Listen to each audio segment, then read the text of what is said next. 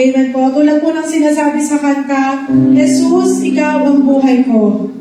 Jesus, ikaw ang buhay ko. We will always claim that Jesus is our life. Na tanging siya lang ang tunay na makapagbibigay ng buhay sa bawat isa po sa atin. Amen po. And as we sing, as we confess, as we always confess that Lord, Jesus, Panginoong Jesus, ikaw po ang buhay namin. Ikaw ay sapat. Wala nang ibang hihingin sa iyo, Panginoon. Thank you, Jesus. Thank you, Lord. Hallelujah. Come on, as we sing, oh Jesus. Oh Jesus, ikaw lamang ang buhay. Come on, let's sing, oh Jesus. Oh Jesus, ikaw lamang, ikaw lamang ang buhay ko. Well, let's declare, ikaw ay sapat. Ikaw ay sapat. Wala nang iba.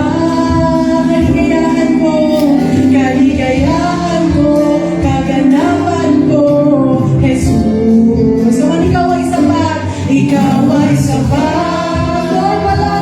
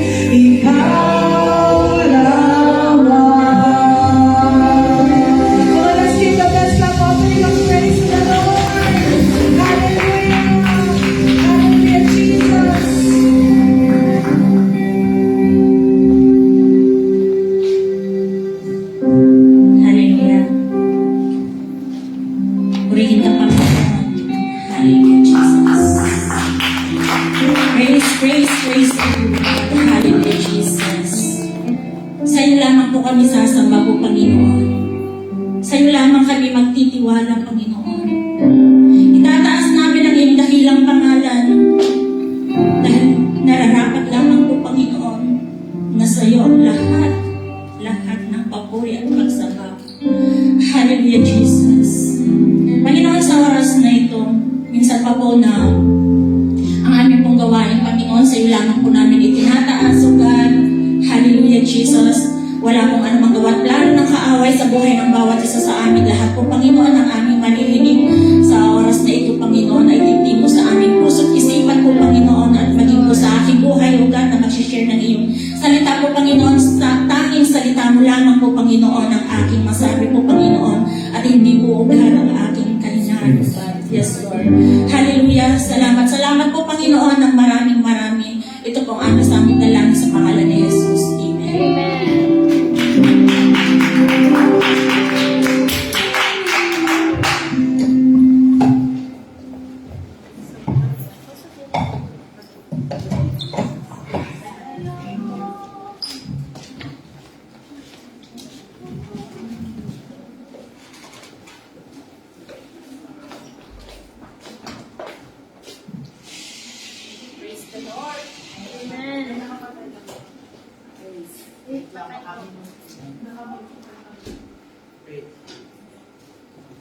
Praise.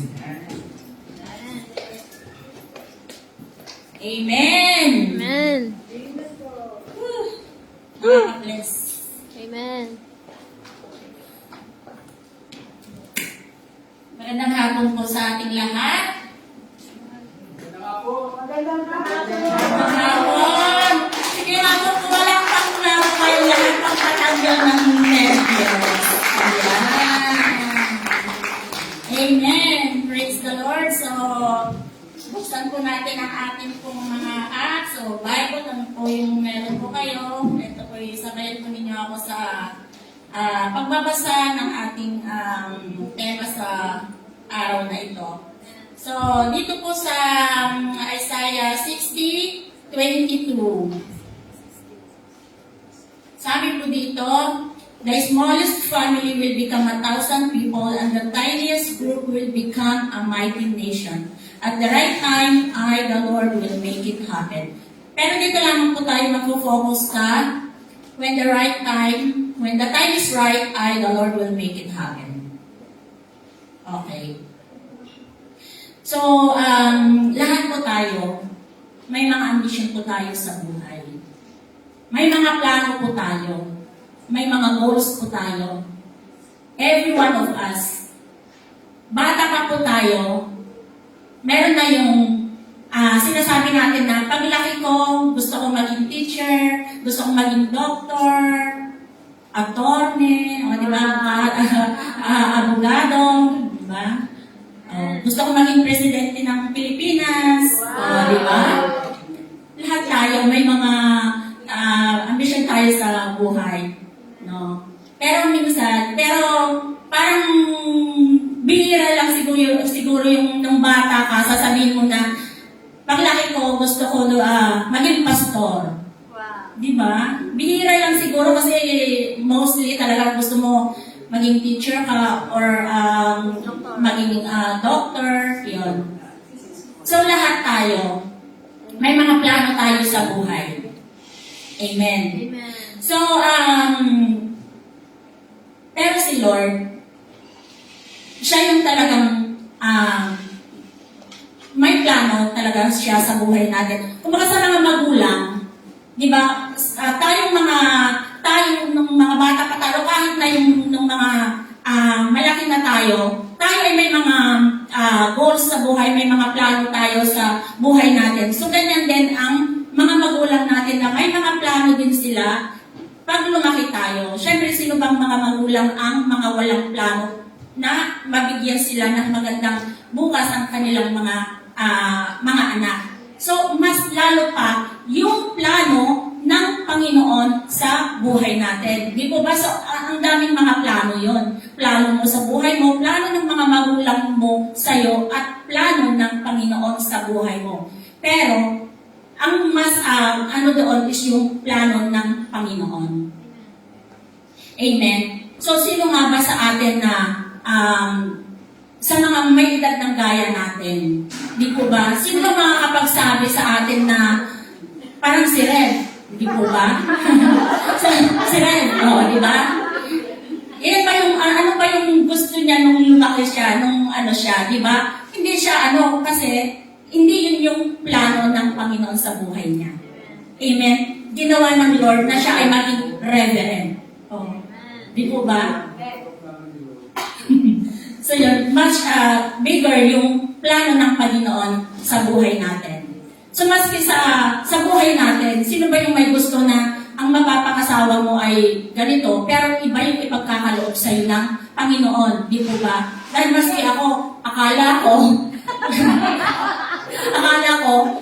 Italiano ang mapapangasawa ko, pero Ilocano. Di ba? Di ba? May hawig, di ba? Di ba? Ilocano. Di ba? Sino nakakilala yung pinapaalam nila sa akin noon na si Flavio? Ayun, patalastas lang. Akala ko nga talagang Italiano ang mapapangasawa ko. Ilocano pala. Ay, kainaman. Di ba? So, ayun na nga na mas bigger yung plano ng Panginoon sa buhay natin. Amen. Parang nasa application na yata ako. Okay, so mayroon po tayong apat na four key aspects of His promise. Promise. So, number one po is divine timing. So, ito po, God's timing is described as perfect, even when it feels slow or difficult to wait. Di po ba talaga naman po na ang timing talaga ng Panginoon ay perfect yan? Na kahit na akala po natin ay napakabagal, parang napakahirap ng proseso talaga ng isipin mo na lang kung ano yung gusto, yung plano mo sa buhay mo. Di po ba? Parang akala mo na parang si Lord ay natutulog. Parang si Lord ay wala siya sa'yo. Na akala mo na si Lord ay pinabayaan ka. No? Pero, sabi nga dito, perfect yung mga ganung bagay na kahit na napakabagal, napakahirap sa tingin po natin, tayo ay magtiwala lamang po sa Panginoon. Amen. Encouragement in waiting. The waiting period is not wasted. So, huwag po kayong manghinayang, huwag po kayong, kumbaga yung sa araw na lumilipas, akala ninyo parang nasasayang na yung oras, yung panahon. But rather, a time for preparation. Ito po yung prepare lang po ng Panginoon yung heart po natin. Amen. Amen. Yung meron lang siyang binabago sa buhay natin. Na tayo ay magtiwala lamang sa Kanya. Manangkaya tayo sa Kanya. Di ba? Minsan may yung mga character natin, yung behavior natin, na ang sungit-sungit natin, na akala mo ay parang si Lord ay walang pakialam sa'yo, di ba? Feeling mo lang yun. Pero yun, na tanungin mo yung sarili mo, baka ikaw yung nagkukulang.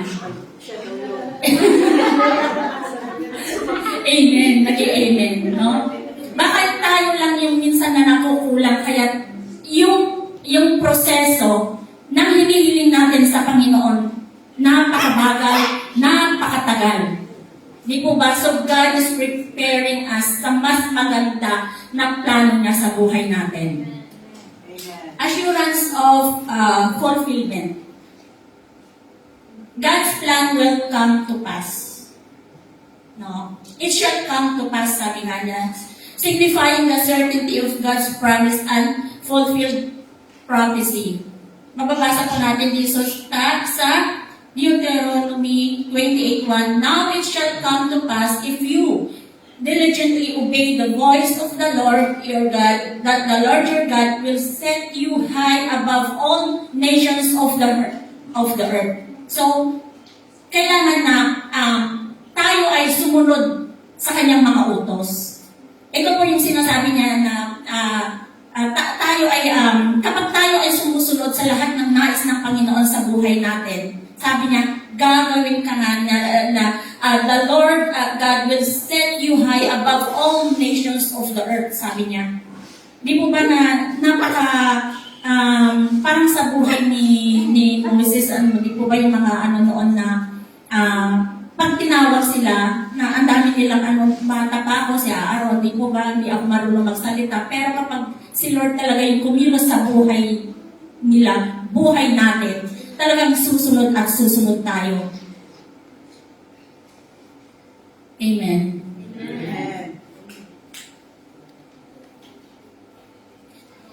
Sa Joel 2:28, and it shall come to pass afterward that I will pour out my spirit on all flesh. Your sons and your daughters shall prophesy, your old men shall dream dreams, and your young men shall see visions. And sa Ezekiel 12:25, for I am the Lord, I will speak, and the word that I shall speak shall come to pass. It shall be no more prolonged, sabi niya. So ito yung ini-emphasize ng Panginoon itong mga verses na ito that His word will perform without delay. Hindi siya nadidelay. Ang Lord talagang kapag kumilos siya sa buhay natin, hindi siya nalilig. Di po ba? And maging po sa kanyang mga plano sa buhay natin at maging po sa lahat po ng mga blessings na pinagkakalo po sa atin ng Panginoon. Sa akala natin na yung mga blessings na binibigay sa atin ng Panginoon ay parang na lang yun. Pero kung tutusin, kung titignan mo yung mga blessings na binibigay niya sa atin, sapat talaga. Di po ba? Yung araw-araw na lamang na tayo ay nagigising, talagang napakalaking talagang blessing po yun sa atin. Yung may lakas tayo, di po ba? Na nandoon niya ano ba yun yung naano mo yung mga greatness ng Panginoon sa buhay mo. Kasi sabi nga nila na habang tayo ay nabubuhay, no? May pag-asa. It's true po talaga na maraming pag-asa kung tayo po ay talagang nakakapit po sa Panginoon. Amen? Now, kailangan na talagang huwag tayong manahan sa sarili natin. Amen? So, kailangan na talagang lagi po tayong magpasalamat sa mga blessings po na ipinagkakaloob sa atin ng Panginoon.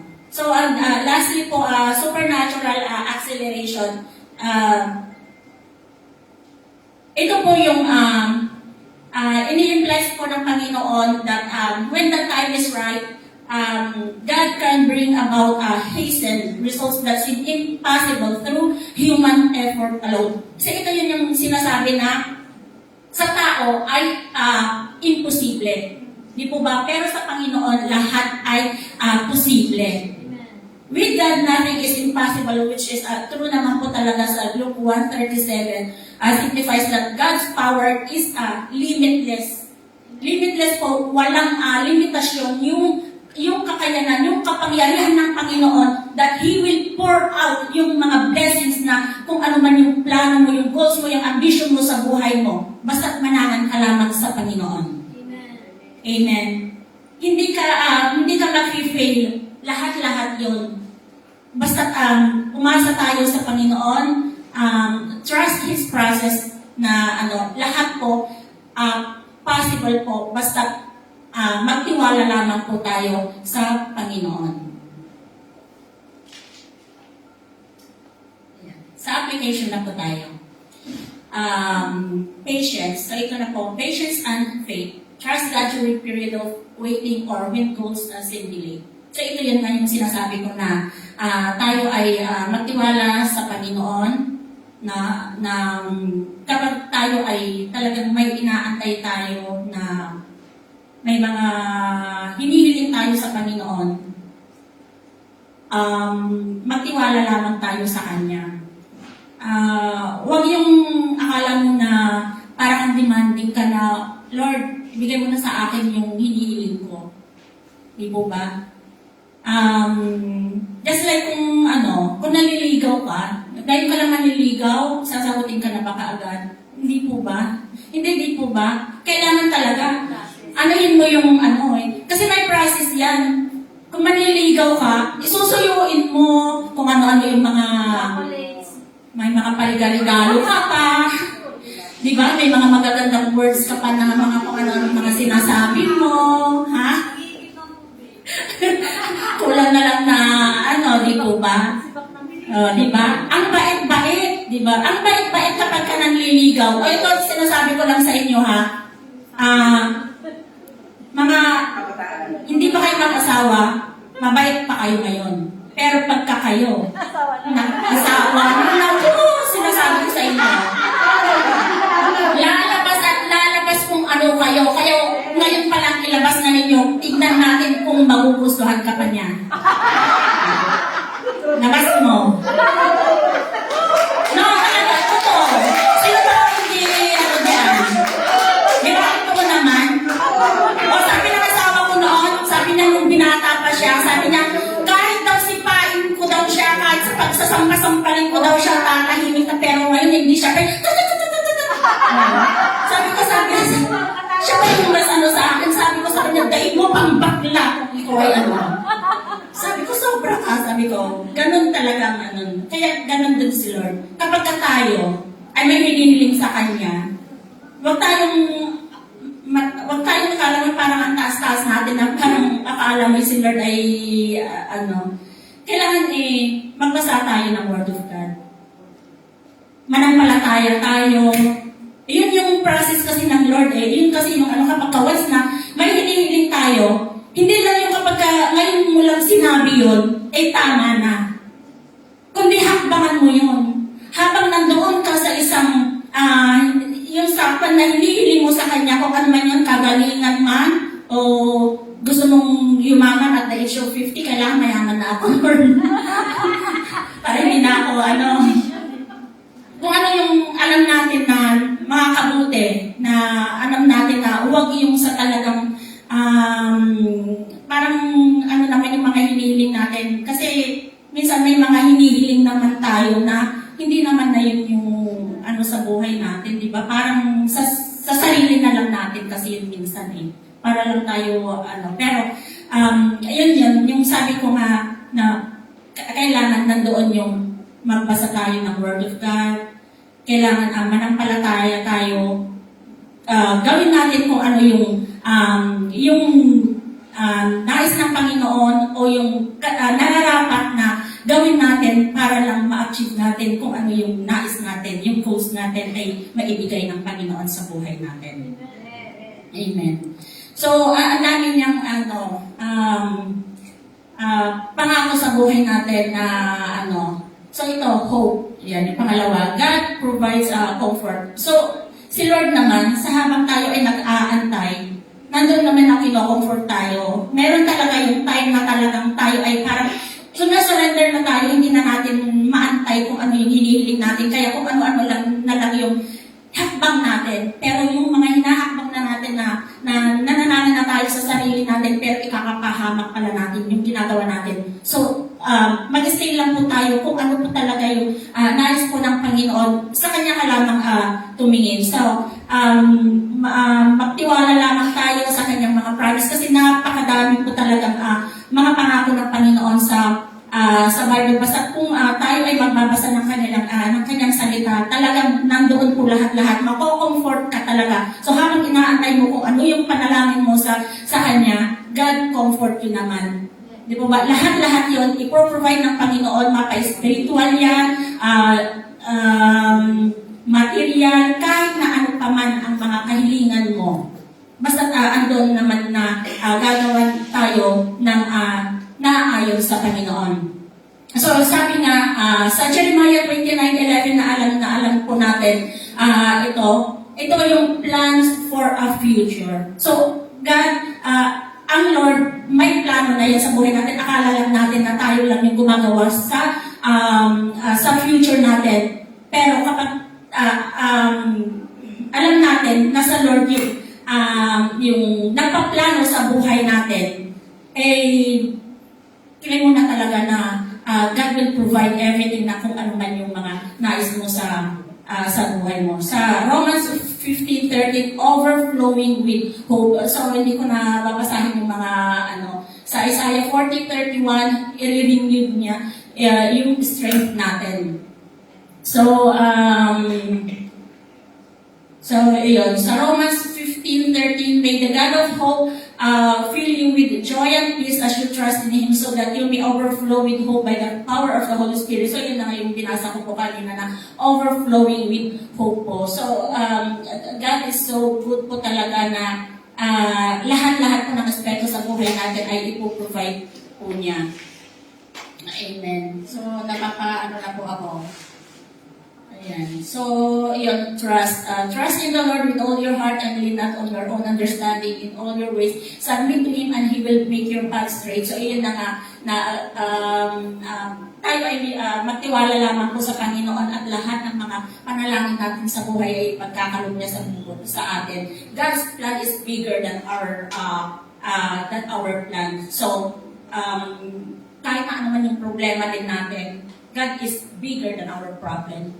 Amen. So wag lang tayong wag lang tayong magmagaling sa sarili natin na akala natin kaya natin yung mga bagay na akala natin ay napakadali. Di po ba? Pero iyon naman makakamit mo nga kung ano yung nais mo. Pero madali din yun na mawawala. Kaysa yung ipagkakaloob sa'yo ng Panginoon na kahit na napakatagal, kung forever naman ay nasa sa'yo yun. Amen. So, yun. Surrender lamang po natin sa Panginoon lahat-lahat ng ano man yung mga goals natin, ambition natin sa buhay, yung mga plano natin, ano man yun, mapa-spiritual man, mapa-material man, financially, healing man, kung ano man yung mga sakit karamdaman natin, lahat-lahat ng aspeto sa buhay natin, sa Lord lamang po tayong magtiwala at ipagkakatiwala natin lahat-lahat ng mga bagay na yun. At sisiguraduhin natin na kapag tayo ay nakakapit sa Kanya, lahat naman yung ipoprovide yun ng Panginoon. Ibibigay niya ng sapat-sapat sa buhay natin. So, yun lamang po ang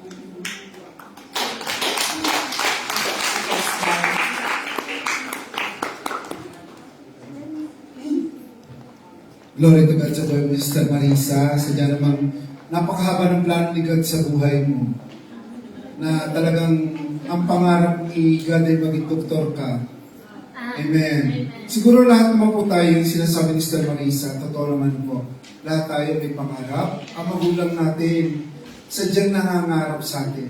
Merong mga pagkatapos natin ng high school, magkukwentuhan na kagad, uy, nung kukunin mo, minsan barkadahan pa nga sama-sama pupunta doon sa school na yun, sasama kukuha ng exam doon, lahat sila sama-sama pumunta doon sa school na yun. Biski hindi mo gusto ang nurse, pero nandun ang barkada mo, magna-nurse ka na rin. Yung mga barkadahan namin noon, nakumuha kami ng exam, kasi ako po ay nag-take na exam sa dentistry. Wow. Perpetual Health College of Laguna, dentistry po talaga ang gusto ko. Hindi ako nakapasa kasi hindi kaya ng pamilya namin. So, yung exam ko naman, okay, ang pinakamataas na exam ko po, nasa mathematics. Kaya tinulang ako sa engineering. Sa engineering po doon, yun naman ang gusto ng tatay ko. Pero si God pala hindi yun ang gusto. Doon nagkagulo talaga.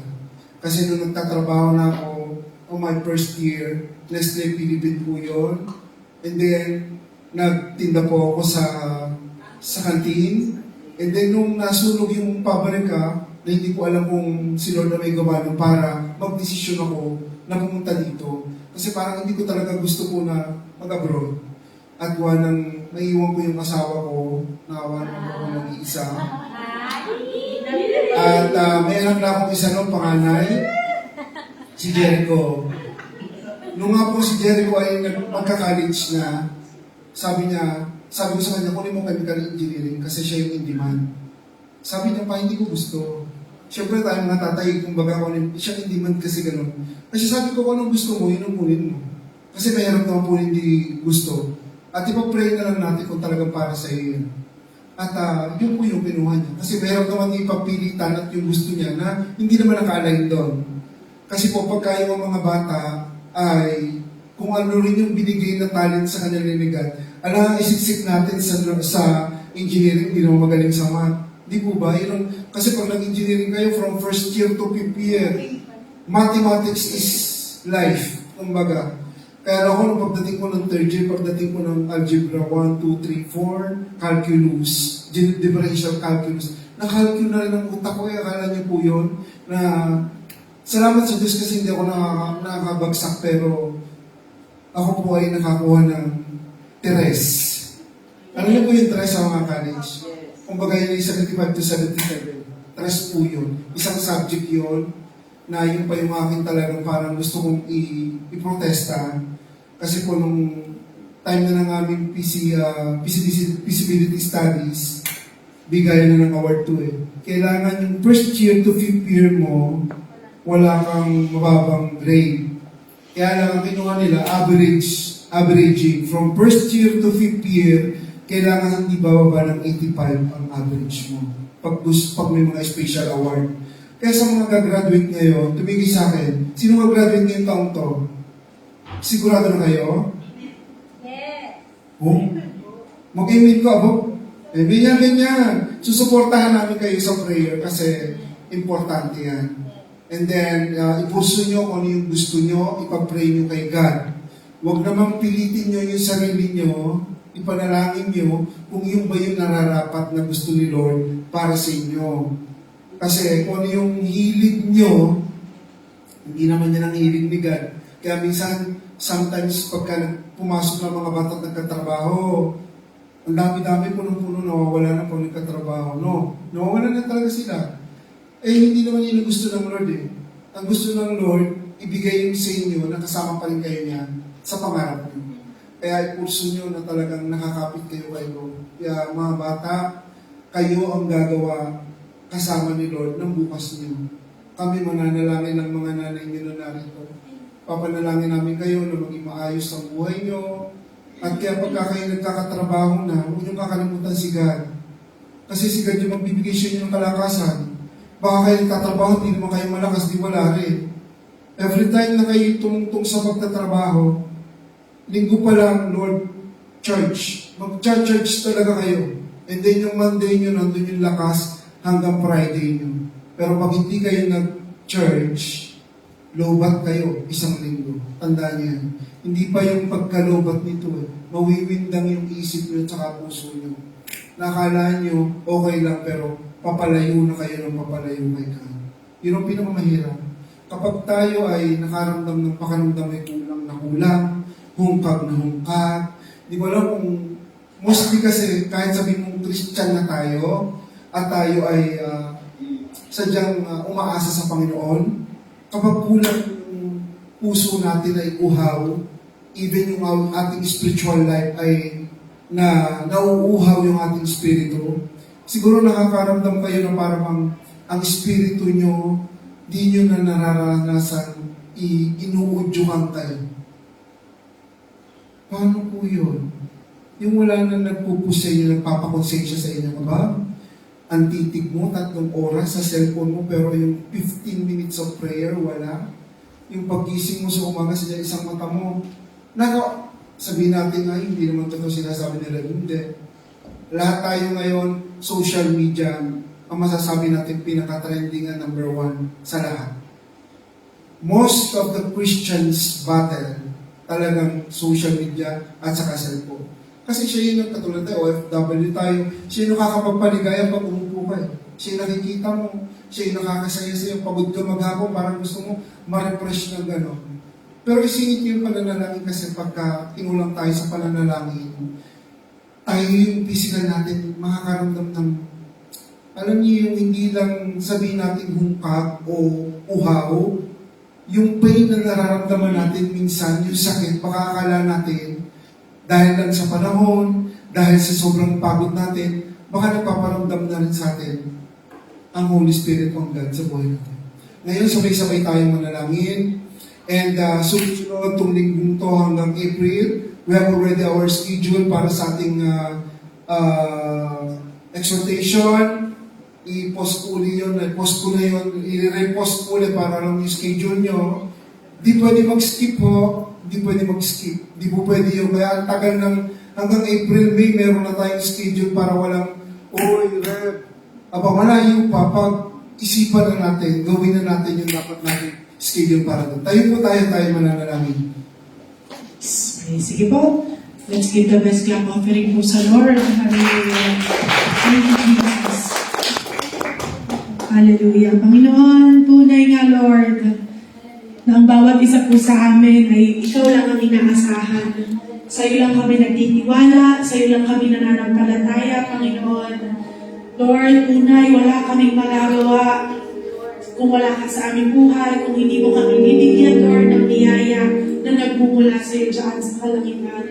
At sa oras kong ito, Lord, patuloy po kami nagpapakumbaba, patuloy na nagpapasiyasat ng aming puso, ng aming isipan, Panginoon, ng aming buhay, Lord. Kung may nakikita ka po sa aming mga buhay, especially sa aming puso at isip, Panginoon, na hindi galugod-lugod or hindi pleasing, Panginoon, sa iyo banal na harapan, we ask for your forgiveness, Lord God. We ask for the cleansing ng makapangyarihang dugo ng aming Panginoong Jesus para lahat, Lord God, ng mga posible maging hadlang, posible mga magharang, Panginoon, sa aming pananalangin, Lord God, ay mawala at ang aming pananalangin sa aming sa oras na ito, Lord God, ay maaabot sa iyo, God. Diyan sa kalangitan. And we believe, Lord God, sa oras kong ito, binigay mo na po sa amin yung forgiveness, yung cleansing, Panginoon, at bawat isa po sa amin, Lord God, malaya ng makakapanalangin, malaya na kaming lalapit sa iyo. At ngayon pa lang, Panginoon, anong plano at ang kanang kaaway, any distraction of the enemy sa aming prayer, inilalagay sa aming isip, sa aming puso, Lord God, we rebuke it in the name of Jesus. At ang tanging inaanyayahan po namin sa oras na ito ay ang pagkilos ng banal na Espiritu sa aming kalagitnaan, O God. Surround this church, Lord God, ng banal at makapangyarihang presensya mo, Panginoon, at lahat ng mga gawa ng kaaway, Lord God, pinanalayas po namin sa pangalan ng aming Panginoong Jesus at patuloy na mararanasan po namin, Panginoon, yung mighty and powerful presence mo, Lord God. Let the Holy Spirit fill us, Lord God, sa aming mga panalangin. Ito ay pangunahan mo, Panginoon. I-reveal mo po sa amin, Lord God, yung mga dapat namin ilapit sa iyo, yung mga dapat namin itulong sa iyo, Panginoon, at mailapit po namin, Lord God, sa aming pananalangin. Salamat po, Panginoon, at sa oras po ito, Lord, unang-una po namin itinataas sa iyo ang ministry, Lord God, ng J1 Milan. Salamat, Panginoon, sa church, Lord God, na ito, sa ministry na ito, Lord, na nagbigay ng pagkakataon, opportunity para sa bawat isa po sa amin, Lord God, na magamit ang aming buhay sa iyong kaharian. Magamit ang aming buhay to glorify your name, Panginoon, na ang pagkapili at pagkatawag niyo po sa bawat isa sa amin, Lord God, ay maglingkod, magpuri, unahin ka, Panginoon, ikaw ang maging priority ng aming buhay at naniniwala po ako ng aming church dito sa J1 Milan, mararanasan po namin, Panginoon, yung fruitfulness, yung multiplication, yung harvest, Panginoon, at maging kami, Lord God, ng mga lingkod mo, ipaparanas mo po sa amin yung makapangyarihan mong presensya na kami, Lord God, ay buong puso, buong passionate, Lord God, na maglilingkod sa iyo, na gagawin, Lord God, ang iyong kalooban, Lord God, ng purpose ng aming calling, Panginoon, kaya kami nandito. Kaya, Lord, sa aming mga naglilingkod sa iyo, Lord God, patuloy na ilagay mo po sa aming puso yung willingness, Panginoon, yung eagerness, Lord God, na sumunod sa iyo, maglingkod sa iyo, no matter what happens, ano man, Panginoon, yung pinapagawa po sa amin, Lord, nandun yung willingness and yung eagerness namin, Panginoon, na magawa ito para sa iyong kapurihan, Panginoon. Gamitin mo lamang kami, Lord, as an instrument, Panginoon, para mas mahayag, Lord God, ang iyong pangalan, mataas ang iyong pangalan dahil wala kaming ibang aasahan, O God, kundi ikaw lamang. Ikaw, Lord God, ang magbibigay sa amin ng biyaya upang kami makapagpatuloy, upang ang bawat isa po sa amin, Lord God, ay magawa yung purpose ng aming pagkatawag. Kaya salamat po, Lord, dahil ang buhay namin ay may sense, Lord God. May saysay, Panginoon. Dahil ito, Lord God, ay nakatingin sa iyo. Ang buhay namin ay ang magawa, Lord God, ang kalooban mo. Doon kami, Panginoon, may mga plano, may mga gusto, may mga desires, ambitions in life, Panginoon, and we surrender it to you, Lord God.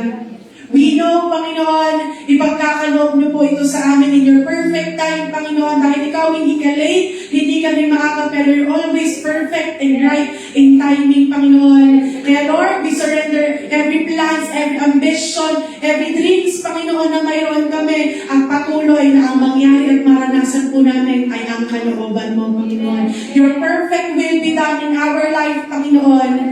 Salamat po, Lord, dahil bawat lingkod mo, Lord God, willing, nandun yung teachable heart, nandun yung submissive heart, Panginoon, yung faithful heart, Lord God, and laging available para gawin, para sumunod, sa iyong kalooban, O God. Even sa mga kabataan na nandito, Lord, we know they are the next generation, Panginoon, of leaders, of prayer warriors, of worshipers, Panginoon, mga pastor, mga leaders, elders ng church, Lord God. Kaya ngayon pa lang, Lord, ang bawat bata, bawat kabataan, Panginoon, na nandito, naglilingkod sa iyo, Lord, always put in their hearts yung fire, Lord God, yung anointing, yung willingness, yung eagerness ng paglilingkod sa iyo, Panginoon. Gamitin mo ang kanilang buhay, ang kanilang mga talento, Panginoon, para sa iyong kapurihan. At patuloy, Lord, na maging busy sila sa ministry at hindi nila kalilimutan, Panginoon, ikaw, na harap, Lord God, hindi sila mawawala ng oras at ng panahon sa iyo, Panginoon, kahit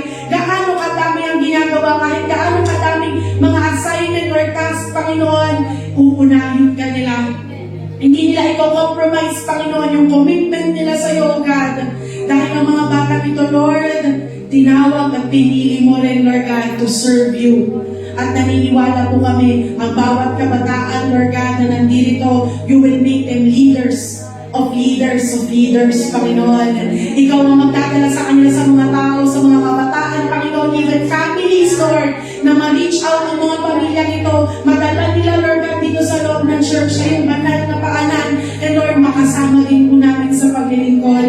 Lord, sa iyo po namin tinitiwala ang bawat youth, ang bawat kids, Lord God, ng Shayon Milan, and we pray, Lord, patuloy na fill them with wisdom na nanggagaling sa iyo. Every decision and plans, Lord God, ito ay maging ayon sa iyong kalooban. Maging ganun din po, Panginoon, sa iyong lingkod, sa buhay ni Reggiano, Lord, na tinawag at pinili mo para i-lead, Lord God, ang ministry, Lord God, ng J1 Milan. Always fill him, Panginoon, with wisdom.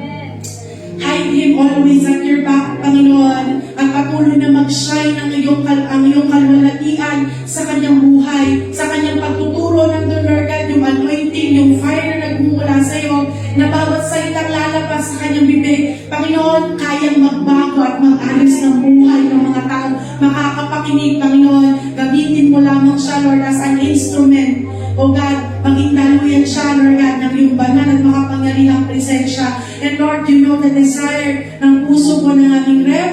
Patuloy, Lord God, na mangyari ayon sa iyong kalooban, anuman ang kanyang pinagpupray, anuman ang kanyang dinidesire, Panginoon, para sa kanyang pamilya.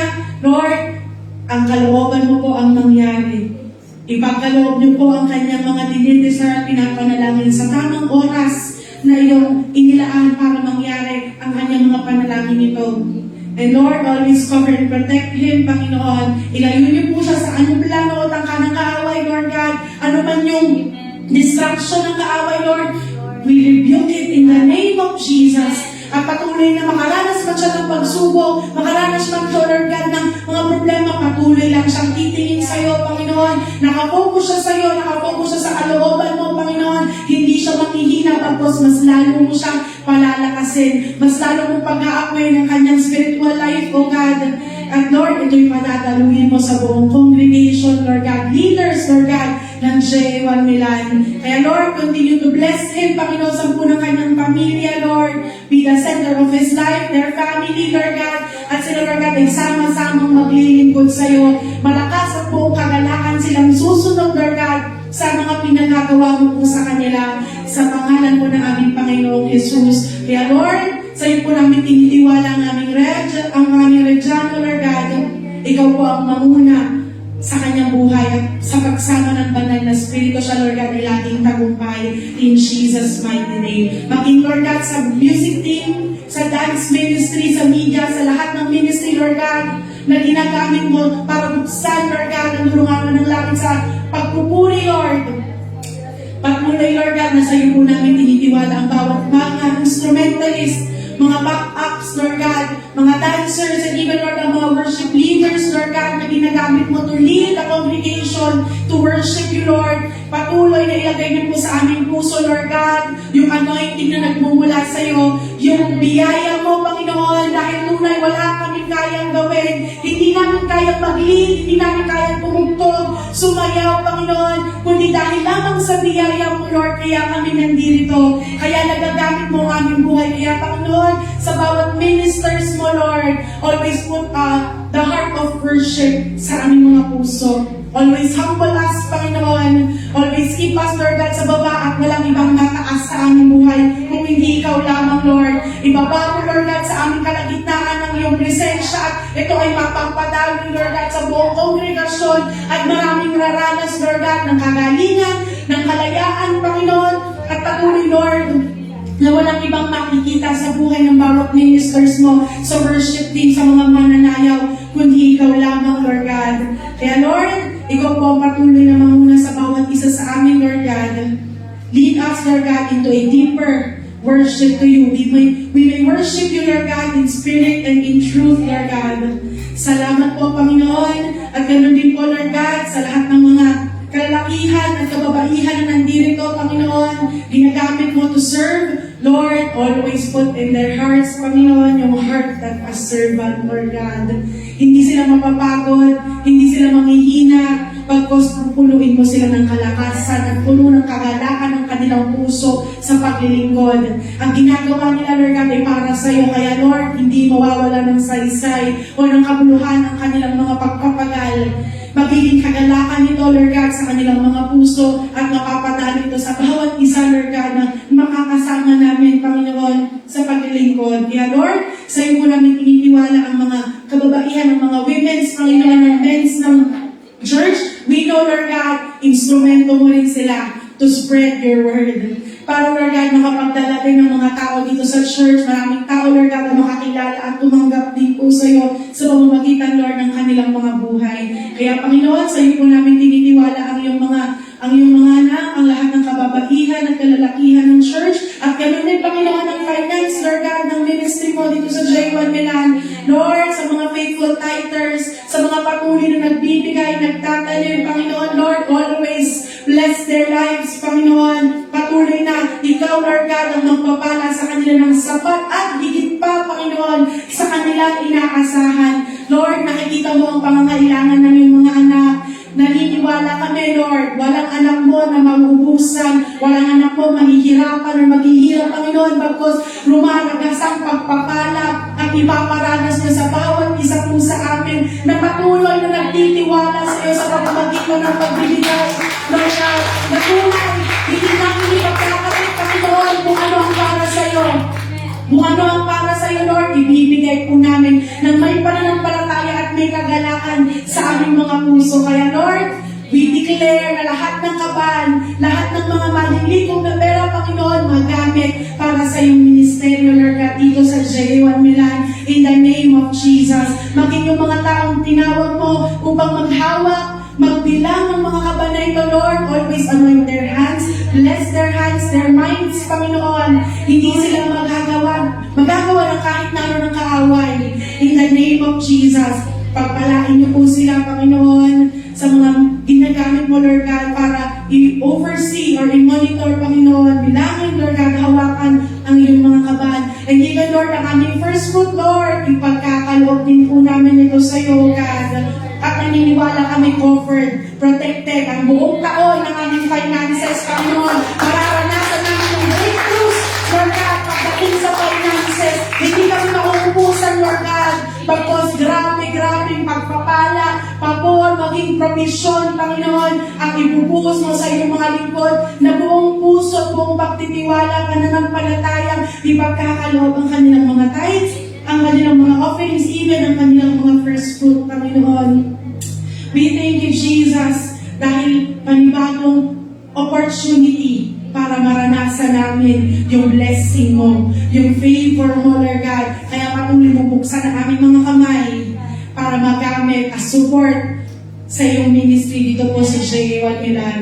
Kaya Lord, sa aming gawain bukas. Sa iyo po namin tinitiwala. Ngayon pa lang, Panginoon, i-excite mo na ang aming puso na makapunta dito sa church. Hindi kami mapipigilan ng anumang paghahadlang ng kaaway.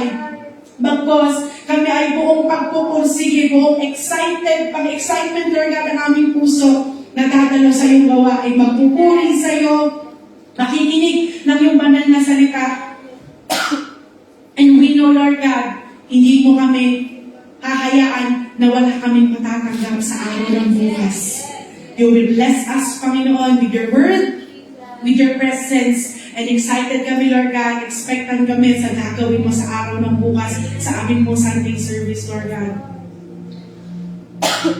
We claim the victory, Panginoon, ang aming mong gawain. At sa buong araw na ito, Panginoon, we offer it to you, Lord.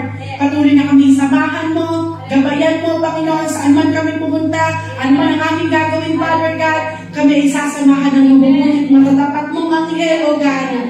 And Lord, kami, Lord God, ay patuloy na ligtas, safe sa aming mga gagawin, sa aming mga pupuntahan, bawat lalakaran namin, bawat pupuntahan namin, Lord God, we are covered and protected by the blood of Jesus. Salamat po, Lord God. At sa lahat ng aming panalangin ito, Panginoon, ito man ay personal, ito man, Lord God, ay corporate prayer, Lord, naniniwala po kami ipagkakaloob mo po ito sa amin. Kaya, Lord, we seal all our prayers, Panginoon, with the most precious blood of Jesus. We are claiming, Lord God, yung kakubunan sa bawat panalangin ito, Lord God. At sa iyo po namin ibinibigay, itinataas ang lahat ng papuri, pasasalamat, pagsamba, Lord God. You deserve it, Lord. We love you, Panginoon. In Jesus' mighty name, everybody says, Amen. Sige po, tapos po natin ating dalawang kamay. Sumaatin nawa ang walang hanggang pag-ibig ng Diyos Ama, ang patuloy na papapalang ng Sana, at walang mumpay na pakikipisan ng Banal na Espiritu sa ating buhay. Patuloy tayo na lalabas sa lugar na ito, dala ang pagtitiwala sa Diyos para sa plano niya sa ating buhay. Maraming salamat sa inyong matas na papuri, pagsamba at paglalati sa pangalan ni Jesus. Amen.